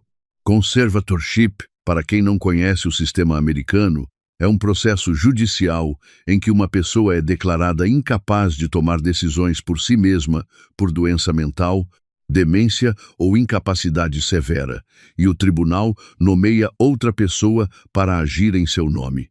No Brasil, o equivalente mais próximo seria a interdição judicial. A diferença é que nos Estados Unidos, o processo pode ser movido pelo próprio cônjuge e, uma vez aprovado pelo juiz, o conservador passa a ter controle sobre finanças, moradia, decisões médicas. É uma ferramenta legítima para proteger pessoas vulneráveis. Nas mãos erradas, é uma chave que abre tudo. Então o plano dela era esse, disse Jonathan: me drogar até parecer demente. Usar um médico falso para documentar o declínio, conseguir a conservatorship e depois desmontar as proteções que Jennifer havia construído para Natalie, peça por peça. Barnes assentiu. E, com Natalie oficialmente desaparecida, sem herdeiros, após um período, ela poderia ser declarada legalmente ausente. O patrimônio todo ficaria disponível. Pausa. Calculamos 62 milhões de dólares entre o patrimônio e a apólice de seguro forjada. Reparem no tamanho do plano. Não era raiva, não era impulso. Era uma operação com cronograma, médico falso, identidade construída 2 meses antes do primeiro encontro, filha sequestrada para eliminar a testemunha mais perigosa. Vanessa não havia chegado até Jonathan por acaso. Havia chegado porque o havia escolhido com antecedência. Mas havia uma pergunta que Jonathan não conseguia parar de girar na cabeça, mesmo sem verbalizar para Barnes ou Sharon. Vanessa havia construído a identidade 2 meses antes de maio de 2020. Havia chegado até ele através de um evento da Fundação das Artes de Seattle, um evento para o qual ele havia sido convidado. Mas quem o havia apresentado ao evento? Quem havia mencionado, meses antes, que Jonathan estava bem, que estava saindo do luto, que talvez estivesse pronto para conhecer alguém? Steven. E se Steven havia feito a ponte, havia apontado Jonathan como alvo, quando exatamente havia feito isso? Antes ou depois de Jennifer ter confrontado Steven sobre os desvios financeiros em outubro de 2019? Jonathan olhou para a data no documento do seguro forjado na mesa de Barnes. Agosto de 2023. Mas o domínio da Sterling & Associates havia sido registrado em março de 2020. Jennifer havia confrontado Steven em outubro de 2019. Jennifer havia morrido em novembro de 2019. A Sterling & Associates havia sido criada em março de 2020. Jonathan ficou olhando para essa sequência por um momento sem dizer nada. Depois, guardou o pensamento no único lugar onde ele caberia fundo, por enquanto, até que houvesse espaço para abri-lo completamente. Jonathan olhou para a caneta sobre a mesa. Quanto tempo tenho? Ela já reservou uma vaga para o senhor numa clínica de memória em Redmond para o dia 29 de novembro, disse Barnes. 3 semanas. Jonathan pegou a caneta. Então, eu tenho 3 semanas para ser o homem mais convincentemente demente de Seattle. E foi o que ele foi. Ao longo das 3 semanas seguintes, Jonathan Pierce deu a performance da própria vida. Chamou Vanessa de Jennifer numa tarde. Perguntou a mesma coisa 3 vezes num jantar. Saiu do carro no estacionamento da empresa e ficou andando em círculos por 5 minutos, como se não soubesse onde estava, enquanto o agente federal, que o seguia de longe, captava tudo. Deixou o fogão ligado. Perdeu as chaves de casa dentro de casa. Olhou para a própria pasta de trabalho na reunião de segunda-feira, como se não reconhecesse o conteúdo. Cá entre nós. Um homem que construiu uma empresa do zero, que negociou contratos de dezenas de milhões de dólares e administrou equipes por 18 anos, fingindo que não sabia onde tinha deixado as próprias chaves. É o tipo de humilhação que, em outras circunstâncias, teria dado vontade de rir. Nessas circunstâncias, dava vontade de encerrar logo. Vanessa observava. Isso ficava claro em cada pequeno gesto, a forma como ela inclinava a cabeça quando ele esquecia algo, o jeito que seus olhos registravam cada falha como dado, não como preocupação. Havia uma fração de satisfação rápida demais que ela não conseguia esconder completamente e que Jonathan agora via com a clareza de quem não estava mais com névoa nos olhos. Ela ligava para o médico falso. Jonathan ouvia uma metade das conversas, captava o tom clínico, as palavras como progressão dentro do esperado e janela de 2 meses, e entendia o suficiente. Na segunda semana, o Dr. Crane apareceu na casa deles. Examinou Jonathan com uma lanterna de oftalmologia, pediu para ele repetir 3 palavras 5 minutos depois. Jonathan falhou deliberadamente. As 3 palavras eram maçã, mesa e janela. Jonathan as repetiu erradas com a precisão de um ator que ensaiou a cena. Maçã, mesa. A outra eu esqueci. Dentro dele, havia uma voz pequena e indignada, dizendo que ele havia memorizado contratos de 50 páginas aos 30 anos. Mas aquele não era o momento para esse argumento. O médico sentou na sala com Vanessa, o rosto composto em gravidade profissional. Senhora Pierce, o declínio do seu marido se acelerou de forma significativa. Recomendo que avancemos com a internação na clínica de memória o quanto antes. Vanessa assentiu com aquela expressão de esposa sofrida que ela havia aperfeiçoado ao longo de 3 anos. Eu sabia que ia chegar nesse ponto, disse, com a voz ligeiramente quebrada. É tão difícil assistir a isso. Jonathan, sentado na poltrona com o olhar vago, notou que ela não havia derramado uma lágrima sequer. Nenhuma.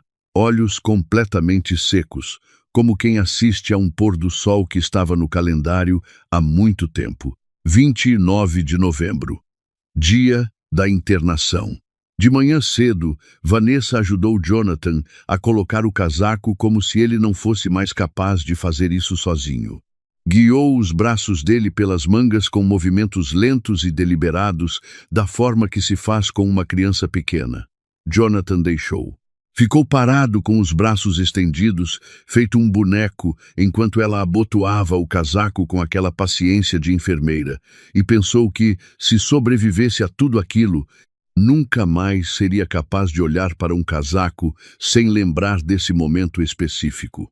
As mãos dela eram firmes, eficientes. Vai ficar tudo bem, meu amor.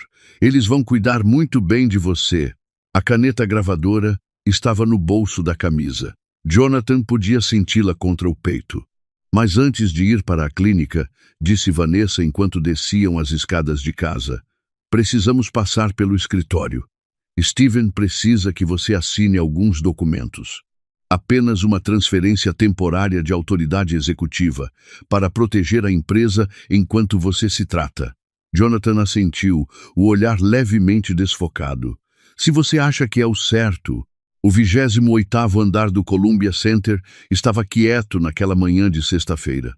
A sala de reuniões havia sido preparada. Jonathan entrou e avaliou quem estava presente em menos de 3 segundos, sem deixar isso aparecer no rosto. Stephen Barrett, sentado na cabeceira, documentos à frente. O falso médico Crane ao lado dele, a pasta de couro com os laudos forjados. Harold Peterson numa cadeira lateral, tenso o suficiente para que Jonathan soubesse que estava contendo algo. E Vincent Caldwell, acionista há décadas, com uma expressão que não combinava com a cena, não era neutra. Era desconfiada. Jonathan. Steven gesticulou para a cadeira na cabeceira oposta. Sente-se. Jonathan sentou com movimentos lentos, incertos. Vanessa se acomodou ao lado dele, a mão no braço dele. Steven deslizou a pasta de documentos pela mesa. Dada a sua situação de saúde, estou propondo uma transferência temporária de responsabilidades executivas. medida de precaução para proteger você e a empresa durante o tratamento. Antes que Jonathan pudesse reagir, Vincent Caldwell falou: "Tem algo que eu preciso dizer." A sala ficou imóvel. Vincent olhou para Steven, depois para Jonathan. "Steven veio até mim há um mês com uma proposta para comprar minha participação de 15% na empresa pelo dobro do valor de mercado." Pausa. Eu recusei. Mas me pôs a pensar. Se Steven assume o cargo de presidente com Jonathan incapacitado e compra minha parte, ele teria 70% do controle da Pierce Development. Vincent se inclinou para a frente. "Jonathan, conheço você há 20 anos. Algo nessa história não está certo." Steven abriu a boca. "Vincent, esse não é o momento." "É exatamente o momento." Vincent não tirou os olhos de Jonathan. O silêncio que se instalou durou o tempo suficiente para que todos na sala sentissem seu peso. Jonathan pegou a caneta de dentro do bolso da camisa. Lentamente, com as mãos que pareciam trêmulas, mas não tremiam. Assinou o documento no campo indicado. Steven soltou o ar numa expiração de alívio. Recolheu o papel, verificou a assinatura. E então, Vanessa fez algo que não estava no roteiro. Ela colocou a mão sobre a de Steven. Não o gesto de duas pessoas que conduzem juntas um negócio. Os dedos dela se enrolaram nos dedos dele, as palmas pressionadas, e a mão de Steven virou para segurar a dela de volta. Jonathan manteve o rosto em branco, mas os olhos de Harold fecharam por uma fração de segundo. Vanessa falou baixo, como quem sabe que o homem sentado na mesma mesa não tem mais condições de processar o que houve. 3 anos, Steven. 3 anos fazendo o papel de esposa dedicada, mas acabou. Steven sorriu pequeno, satisfeito. Quase. Depois que ele estiver na clínica, transferimos tudo para as contas offshore. Os ativos, os investimentos, a empresa. Ele olhou de relance para o falso médico. E depois, não vamos precisar mais dele. As palavras pousaram no ar como fumaça. Então Steven se virou para onde Jonathan estava sentado, o homem que supostamente mal conseguia seguir uma conversa, e falou com a tranquilidade de alguém que acredita ter vencido completamente. 15 anos, Jonathan. 15 anos vendo você levar crédito pelo meu trabalho. Vendo você se casar com a mulher que eu amava. Construindo um império em cima de um projeto que era meu. Ele gesticulou para a janela, para a vista de Seattle lá fora, para o logo da empresa gravado no vidro da porta. Tudo isso deveria ter sido meu, e agora vai ser. Vanessa se levantou para ajudar Jonathan a sair da cadeira. "Henderson está esperando na clínica às 10, disse ela. "Quanto mais rápido ele estiver instalado, mais rápido começamos com a papelada." Jonathan se levantou. Os movimentos eram lentos, o olhar vago, mas a mão que tirou a caneta gravadora do bolso e a colocou sobre a mesa de conferências com um clique limpo e deliberado não tremia. "Não sou um tolo", disse Jonathan Pierce, e ouvi cada palavra. A sala congelou. Vanessa ficou branca. A boca dela se abriu, mas nenhum som saiu. Steven se levantou de um salto, os papéis caindo da pasta. O falso médico recuou um passo, instintivamente. A porta da sala de reuniões abriu. A agente especial Michelle Barnes entrou primeiro, ladeada por 6 agentes federais de terno escuro e colete balístico. O passo deles era silencioso, a expressão profissional. Eles preencheram o espaço da sala sem pressa, porque não havia por onde sair. "Vanessa Sterling", disse Barnes, com a voz que Jonathan havia aprendido a reconhecer como a voz de quem não está pedindo. Também conhecida como Victoria Brooks e Vivian Harlow. "A senhora está presa por sequestro, conspiração para cometer fraude, tentativa de conservatorship fraudulenta, falsificação de documentos e conspiração relacionada às mortes suspeitas de James Brooks e Patrick Morrison." 2 agentes se moveram em direção a Vanessa. Ela recuou um passo. "Vocês não têm nada que prove que eu fiz qualquer coisa ilegal." Barnes tirou um tablet do bolso e girou a tela para Vanessa. Uma imagem em preto e branco, granulada. Um cômodo pequeno, paredes de espuma, uma cama de solteiro. E numa canto da cama, uma jovem de cabelos escuros enrolada num cobertor. Temos 6 meses de gravação do cômodo que a senhora construiu debaixo do seu escritório, disse Barnes. As gravações eram enviadas automaticamente para um servidor em nuvem registrado em nome de uma das suas identidades. Com o mandado judicial que obtivemos na semana passada, acessamos o servidor completo. Temos a confissão dos últimos 10 minutos registrada nesta sala. Temos a testemunha. A porta abriu de novo. Natalie Pierce entrou. Ela estava mais forte do que quando Jonathan a havia encontrado 4 semanas atrás. A palidez havia cedido um pouco. Os ombros, antes curvados para dentro, estavam eretos. Ela atravessou a sala com passos firmes e parou a poucos metros de Vanessa. Olhem para essa menina. 22 anos, 6 meses em cativeiro, e estava em pé na frente da mulher que havia feito aquilo com ela, sem tremer. Você me disse que ia me deixar ali até o processo estar resolvido, disse Natalie, a voz clara. Disse que meu pai ia sumir antes disso, que a papelada estaria resolvida em meses e que ninguém mais ia se importar comigo. Ela deu um passo. E toda semana que você descia com comida, você ficava me contando como foi fácil com James Brooks, com Patrick Morrison. Ela parou. Você era orgulhosa disso. Achava que eu não podia fazer nada com essa informação. A expressão de Vanessa havia se fechado num ângulo frio e controlado.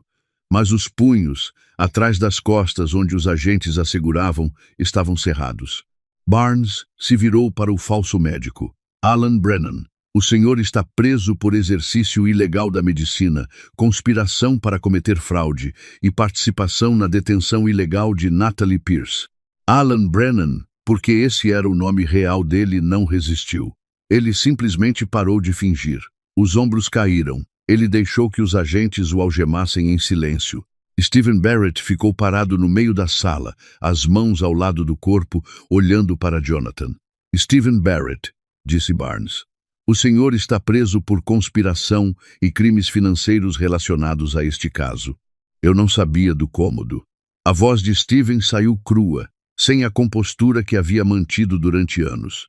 Eu não sabia que ela estava machucando Natalie. Ela, Stephen, saiu crua.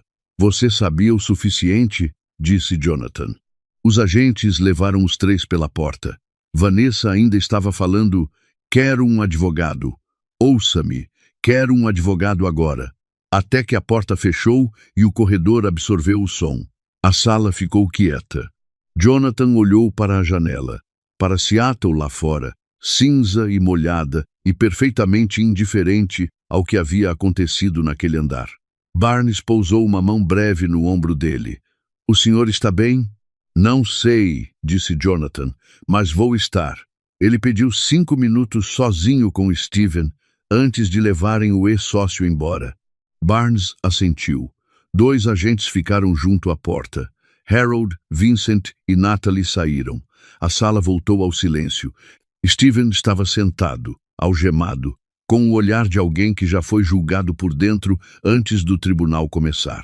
O projeto Millennium Tower, disse Jonathan. Eu lembro. Stephen levantou os olhos. Eu roubei o seu trabalho. Retirei o seu nome da apresentação e coloquei o meu. Construí a reputação dessa empresa em cima de algo que era seu. Jonathan falou devagar, cada palavra colocada no lugar com cuidado. E depois me casei com Jennifer. E você ficou aqui por 15 anos assistindo. Stephen não disse nada. Você tinha razão para estar com raiva, disse Jonathan. Tinha razão para me odiar. O que eu fiz foi errado. E eu sabia que era errado quando fiz, e fiz assim mesmo. Pausa. Mas você não me procurou, não confrontou, não foi embora. Ficou esperando uma chance de me destruir completamente.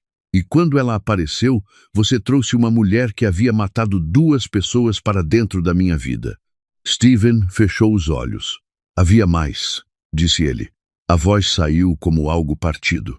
Jennifer descobriu os desvios financeiros que eu fazia. Em outubro de 2019, ela me disse que ia reportar ao conselho. Eu ia perder tudo de novo. Ele engoliu seco. Eu contactei Vanessa online. Estava desesperado, procurando qualquer saída. Ela disse que podia resolver o problema. Eu achei que ia ser intimidação, ameaças, que ela ia assustar Jennifer para que ficasse quieta. O silêncio que se seguiu durou tempo demais. Vanessa disse para mim no funeral que havia sido ela, que tinha se passado por nutricionista meses antes, que havia dado suplementos para Jennifer, que era digitalis. Em pacientes com condições cardíacas pré-existentes, imita um ataque cardíaco com perfeição. Jonathan ficou imóvel. Jennifer não morreu de causas naturais. Não era uma pergunta. Mas Steven respondeu assim mesmo, com a voz de quem não tem mais nada para proteger. Não. Jonathan não se mexeu. Não fechou os olhos, não levantou a voz, não se levantou da cadeira. Ficou exatamente onde estava, as mãos abertas sobre a mesa, os dedos imóveis como os de uma estátua. Mas alguma coisa aconteceu por dentro, era como se o chão tivesse cedido por 1 centímetro, só 1 centímetro, suficiente para que tudo dentro dele deslizasse levemente para o lado errado e não voltasse ao lugar. 5 anos. 5 anos de luto reescritos em 30 segundos. 5 anos acreditando que havia perdido Jennifer para a crueldade arbitrária da biologia, para o coração que havia nascido um pouco mais fraco, para o azar que distribui doenças sem critério. 5 anos de se culpar por não ter insistido mais nas consultas, por não ter percebido os sinais mais cedo, por ter saído para trabalhar naquela manhã de novembro em vez de ficar em casa. Tudo isso havia sido uma mentira. Não a culpa essa continuava, mas a causa havia sido outra. Alguém havia escolhido tirar Jennifer do mundo. Havia planejado, havia executado e havia sorrido para ele no funeral. O que se passou no peito de Jonathan naquele momento não tem nome preciso. Não era surpresa, alguma parte dele havia começado a suspeitar nos últimos dias, conforme as peças se encaixavam demais. Era outra coisa. Era a sensação de segurar uma fotografia que você conhece de cor e perceber, olhando de perto pela primeira vez, que o rosto na imagem não é quem você sempre achou que era. Ela percebeu, disse Jonathan, não para Steven, quase para si mesmo. Ela escreveu no diário que havia uma nutricionista que sabia coisas que não deveria saber, que havia um carro na rua, que ela estava com medo, mas não queria me assustar. Steven não disse nada. Ela ficou sozinha com esse medo para não me preocupar. Barnes abriu a porta. Tempo esgotado. Os agentes levaram Steven de pé. Ele não olhou para Jonathan ao sair. A porta fechou. Jonathan ficou sozinho na sala de reuniões, com as cadeiras vazias e o logo da empresa no vidro da porta. Pensou em Jennifer escolhendo aquele logo. Pensou nas tardes que haviam passado naquele andar, construindo algo do zero. Pensou na manhã de novembro de 2019, quando o hospital havia ligado. Depois se levantou, abotoou o casaco e foi encontrar a filha. O julgamento durou 2 semanas, em janeiro de 2025. Vanessa havia trocado a contestação por uma confissão negociada, todas as acusações admitidas, em troca de evitar o encaminhamento dos casos de Oregon e Nevada para a jurisdição federal, o que teria adicionado décadas de pena e garantido transferência imediata para uma instalação federal de segurança máxima fora do estado de Washington. O que os promotores apresentaram ao longo das 2 semanas de sessão foi pior do que qualquer coisa que Jonathan havia imaginado. 7 vítimas. Não 4. 7. Robert Brennan, pai de Vanessa, em 1998. Ela tinha 15 anos, $200 mil de seguro de vida. Michael Torres, em 1999. David Castellano, em 2005. Richard Holbrook, em 2011. James Brooks, em 2015. Patrick Morrison, em 2019. Jennifer Pierce, em 2019. 26 anos. Desde os 15 anos de idade. A imprensa chamou de Viúva Negra de Seattle. Programas de crimes reais dissecaram cada detalhe. O rosto de Vanessa estava em todo lugar. E ela sentava no banco dos réus com aquela postura que Jonathan havia aprendido a decifrar ao longo de 3 anos, não vergonha, não remorso, era orgulho. Era a postura de quem acredita que a própria história merece ser contada. Olhem para essa mulher. Ela construiu identidades inteiras, sites, histórias de vida, relacionamentos reais e, em algum ponto ao longo de 26 anos, parou de ver as pessoas como pessoas. A juíza Margaret Thornton anunciou a sentença numa manhã fria de janeiro. Vanessa Marie Brennan, você é condenada a 7 penas consecutivas de prisão perpétua, sem possibilidade de progressão de regime. Vanessa não reagiu. Stephen Andrew Barrett, você é condenado a 30 anos de prisão federal por conspiração nas mortes de Jennifer Pierce, fraude e sequestro. Stephen estava com a cabeça baixa. Não levantou. Alan Joseph Brennan, você é condenado a 15 anos de prisão federal por exercício ilegal da medicina, conspiração e participação no cativeiro de Natalie Pierce. Alan assentiu levemente, como quem esperava nada diferente. Quando os agentes levaram Vanessa para fora, os olhos dela encontraram os de Jonathan por um momento. Os lábios dela se moveram. Jonathan conseguiu ler sem precisar de som. Você realmente me amou, não amou? Jonathan virou o rosto. Não ia dar isso a ela. Fora do tribunal, na escadaria molhada, os repórteres formaram um corredor de câmeras e microfones. Jonathan parou numa das últimas degraus e olhou para as lentes. Minha filha está segura. A justiça foi feita. Isso é tudo o que importa. Natalie apertou a mão dele. Desceram juntos, ignorando o restante das perguntas. Na base da escadaria, encostado no guarda-corpo de pedra, com o colarinho do casaco levantado contra a chuva, estava o detetive Robert Hayes. Jonathan o reconheceu imediatamente, o mesmo homem que havia sentado na sua sala de estar 6 meses antes e dito que Natalie provavelmente não voltaria. Hayes não estava lá como jornalista nem como curioso. Estava sozinho, sem bloco de notas, sem crachá visível, apenas olhando. Quando os olhares se cruzaram, Hayes não desviou. Ele assentiu uma vez lento, sem drama. O gesto de alguém que não tem como pedir desculpa pelo que deixou passar, e sabe disso, mas precisava estar ali mesmo assim. Jonathan ficou olhando para ele por um segundo. Depois, assentiu de volta. Não era perdão, era reconhecimento. Às vezes é a única coisa que se pode oferecer e a única que o outro consegue receber. Nos 2 meses seguintes, Jonathan passou por desintoxicação supervisionada, trabalhando com especialistas para eliminar do organismo o que havia sido acumulado ao longo de 4 meses de envenenamento sistemático. Donepezila, lorazepam, zolpidem. O processo foi gradual. A clareza foi voltando como a visão de alguém que retira óculos sujos que havia se acostumado a usar estranhando, no começo, o quanto havia perdido sem perceber. Na 3ª semana, Jonathan acordou cedo, lembrou sem esforço o nome de todos os fornecedores ativos da empresa, as datas das próximas reuniões do conselho e o número de telefone do escritório de Harold que havia memorizado em 1998. Ficou deitado na cama por uns 5 minutos, só experimentando esse estado de coisas. Depois, levantou e fez café de verdade, feito por ele, da cafeteira que Vanessa havia comprado e que agora ficava num apartamento que não era mais dela. Natalie adiou o último ano em Stanford.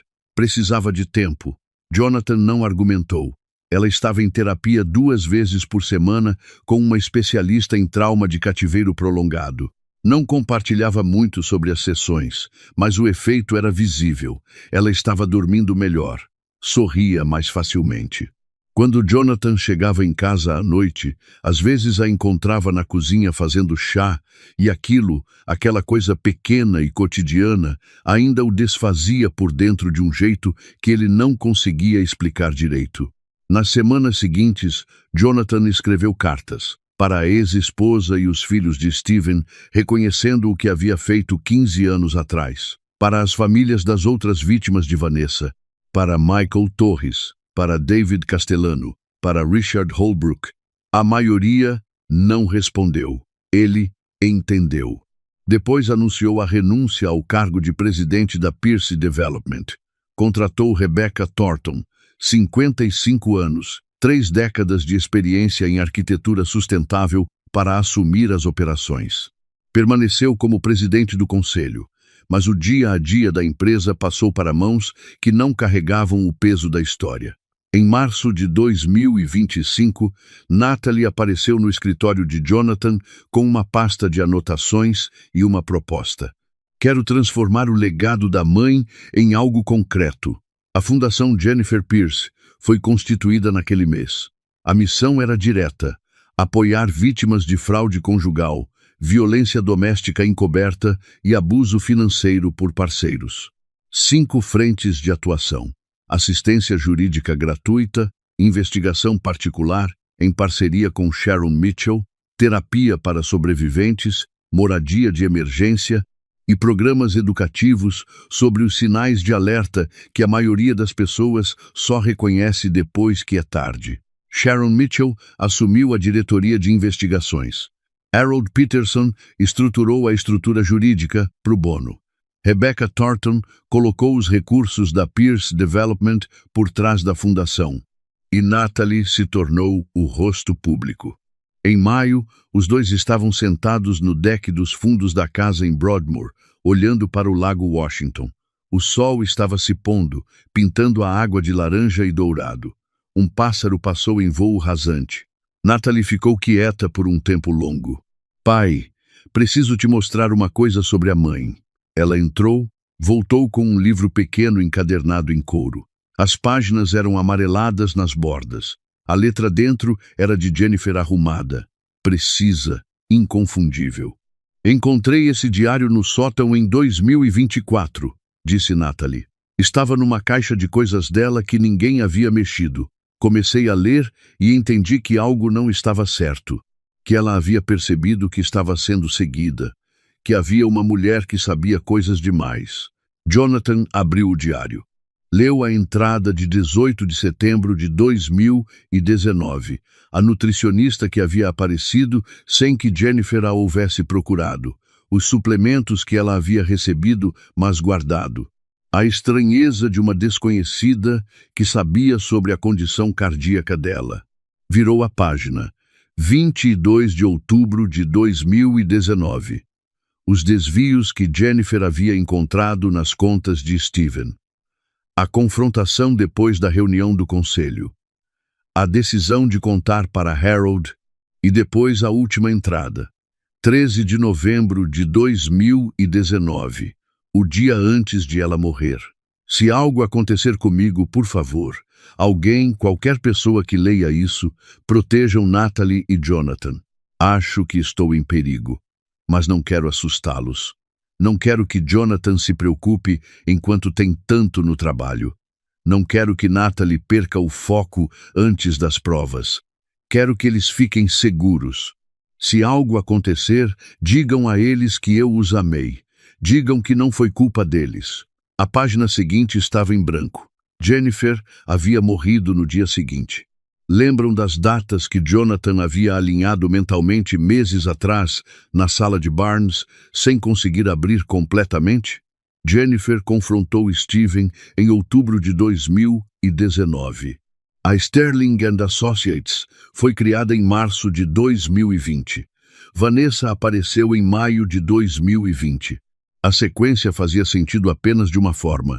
Steven havia contactado Vanessa enquanto Jennifer ainda estava viva, assustado com a possibilidade de ser exposto. E Vanessa havia chegado até Jennifer antes de chegar até Jonathan. Jennifer não havia sido uma vítima colateral. Havia sido a primeira vítima do plano que acabou com a vida dela e quase acabou com a de Jonathan. Jonathan cobriu o rosto com as mãos e chorou. Não o choro contido dos meses depois do funeral, o tipo que você permite em doses calculadas para não desmoronar inteiramente. Este era outro tipo. O que vem quando você entende que a pessoa que você perdeu não foi levada pela vida, foi levada de você. E que ela, nos últimos dias dela, havia escrito num diário que não queria assustar, que havia ficado com o medo só dela, para que ele pudesse continuar trabalhando, para que Natalie pudesse continuar estudando. Ela havia morrido sozinha, com o peso de uma verdade que tentou não dividir com ninguém.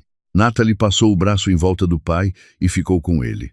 Ficaram ali os dois enquanto o lago escurecia e as primeiras estrelas apareciam sobre Seattle. Depois de um tempo, Jonathan disse: "Eu preciso te contar sobre o projeto Millennium Tower." E contou tudo. O design de Steven. Como havia pegado aquele trabalho e apagado o nome do homem que o havia criado. Como havia construído a reputação da Pierce Development em cima disso. Como havia simplesmente virado a página e esperado que Steven também virasse. "Não sou inocente nessa história", disse Jonathan. "O que fiz com Steven foi errado, e o que ele fez foi crime, mas um veio antes do outro." Natalie ficou em silêncio por um momento. "Pai, você cometeu um erro grave. Ele escolheu se tornar o que se tornou." Ela virou o rosto para ele. "Isso não é a mesma coisa." Em outubro, Natalie deu uma palestra em São Francisco. O título era simples: O Cômodo, 6 meses em cativeiro e como sobrevivi. Em 2 semanas, a gravação tinha 8 milhões de visualizações.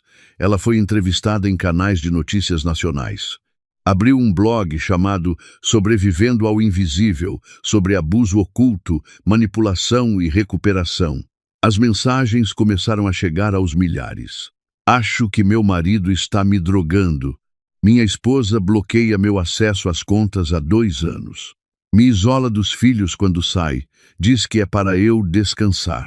A fundação ajudou 47 pessoas nos primeiros 3 meses. Na cerimônia de abertura, uma mulher se aproximou de Natalie, na faixa dos 40 anos. Tinha os olhos do tipo que já viram muita coisa e estão tentando não mostrar. "Li o seu blog", disse ela. "Acho que meu marido está me drogando. Pode me ajudar?" Natalie tomou a mão dela. "Sim, a gente pode ajudar." 1 ano depois de encontrar a caneta na mesa de Vanessa, Jonathan foi ao cemitério Lakeview numa manhã fria de novembro. Levou rosas brancas, as favoritas de Jennifer. Ficou em pé diante da lápide por um tempo sem dizer nada, apenas ouvindo o som dos pássaros e do vento entre as árvores velhas do cemitério. "Eu sei agora, Jen", disse por fim. "Sei o que aconteceu. Sei que você tentou nos proteger até o final." Pausa. "Me perdoa por não ter visto. Me perdoa por ter trazido ela para dentro de casa." Ele colocou as rosas com cuidado. "Natalie está bem, está forte. Você ia ficar tão orgulhosa dela." Ouviu passos no caminho de pedra. Natalie estava vindo, com um buquê de flores silvestres, as que Jennifer cultivava no jardim. Ela se ajoelhou, pôs as flores ao lado das rosas e ficou em silêncio por um momento. "Estou voltando para Stanford no mês que vem", disse depois. "Vou terminar o curso, criminologia. Quero entender como as pessoas chegam a esse ponto." Ela levantou os olhos para o pai. "Escrevi para o Steven na prisão." Jonathan a olhou. Ele respondeu. "Disse que não espera perdão, mas que está feliz que a gente está ajudando pessoas." Jonathan havia feito o mesmo e havia anunciado a criação do Fundo de Bolsas Stephen Barrett para estudantes de arquitetura sem recursos. Não apagava o que havia feito 15 anos atrás, mas era um começo. A resposta de Steven havia sido breve. "Jonathan, não te perdoo, mas me perdoo por ter me tornado algo pior do que você algum dia foi. Sobre as bolsas, é mais do que eu mereço." Voltaram para o carro juntos. Natalie ligou o rádio. Uma música que Jennifer gostava preencheu o interior do carro. Jonathan não sabia o nome, só sabia que ela havia cantarolado aquela melodia enquanto preparava o café da manhã num domingo de verão anos atrás e que aquela lembrança havia sobrevivido a tudo. Ele deixou a música tocar. Em casa, Jonathan entrou no escritório e ficou de pé diante de uma pequena caixa de vidro sobre a escrivaninha. Dentro dela, a caneta Montblanc, Natalie P., gravado em letra delicada logo acima do clipe. A chave que havia aberto a parede. Ele havia pensado em guardá-la num depósito. Havia pensado em vendê-la, doá-la, desfazer-se de qualquer objeto que remetesse àquele período. Mas no final havia escolhido isso, deixá-la, em evidência, no lugar mais visível do escritório, num estojo limpo de vidro, não como lembrança de tudo que havia perdido, como prova de tudo que havia encontrado. A verdade não costuma aparecer com alarde. Ela aparece numa caneta deixada numa mesa por descuido, num estranho que sabe coisas que não deveria saber, numa chuva de novembro que não para e num pai que decide descer uma escada que não deveria existir. E se há uma coisa que Jonathan Pierce aprendeu no ano mais difícil da vida dele, é esta: a cegueira não é sempre falta de inteligência. Às vezes é excesso de dor. Às vezes é a necessidade de acreditar em algo de tal forma que a gente para de olhar com os próprios olhos e começa a ver o que a outra pessoa quer que a gente veja. Não sejam como Jonathan foi. Quando alguém novo entra na sua vida prometendo preencher um vazio, pausem, verifiquem, façam as perguntas que parecem inconvenientes. Porque proteger o que é seu não é desconfiança, é responsabilidade. E quando o instinto disser que algo está errado, ouçam. Jennifer ouviu, escreveu no diário, tentou proteger os que amava até o último dia. Natalie ouviu, investigou, quase pagou com a própria vida, mas não parou. Jonathan demorou para ouvir, mas quando ouviu, desceu a escada. Às vezes, a coragem não é enfrentar algo enorme e óbvio. É pegar uma caneta que está num lugar onde não deveria estar e não olhar para o outro lado. Contem aqui nos comentários. De qual cidade vocês estão assistindo? A gente adora saber até onde essas histórias chegam. E se essa história tocou em algo que vocês conhecem de perto, compartilhem com quem precisar ouvir. Às vezes, uma história salva uma vida antes que a pessoa perceba que precisava ser salva. A gente se vê na próxima. E eu prometo que vai valer cada minuto.